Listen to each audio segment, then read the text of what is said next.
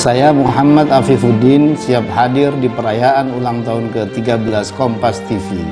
Indonesia Bersatu.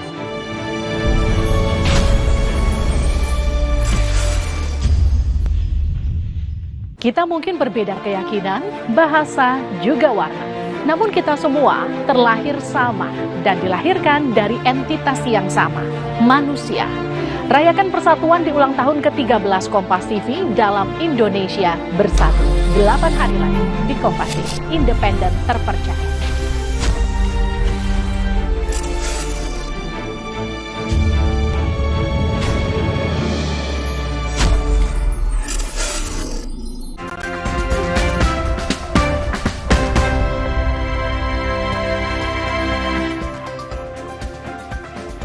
Berita terakhir di paruh akhir Sapa Indonesia Pagi, Saudara. Indonesia sukses merebut medali emas di Paralimpiade 2024 Paris.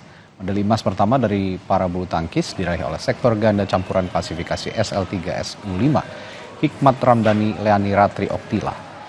Bermain di Port de la Chapelle, Arena Paris waktu setempat, Senin waktu setempat, wakil Indonesia bentrok di partai final para bulu tangkis sektor ganda campuran.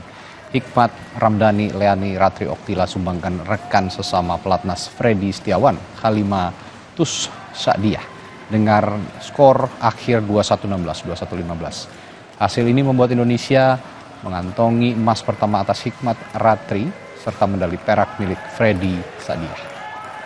Para Olimpiade 2020 Tokyo, Lani Sa'diyah berduet di nomor ganda putri klasifikasi SL3-SL5 dan merebut medali emas. Namun sayang Paralimpiade 2024 ganda putri tak dipertandingkan.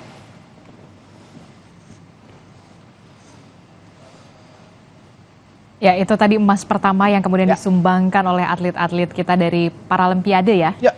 Di cabang bulu tangkis. Dan itu tadi menjadi kebanggaan kita semua pastinya ya. Dan informasi tadi sekaligus jadi penutup jumpa kita di Sapa Indonesia Pagi. Tetap saksikan Kompas TV, independen terpercaya. Saya Adistila Rosati. Dan saya Radisa Putro. Sampai jumpa.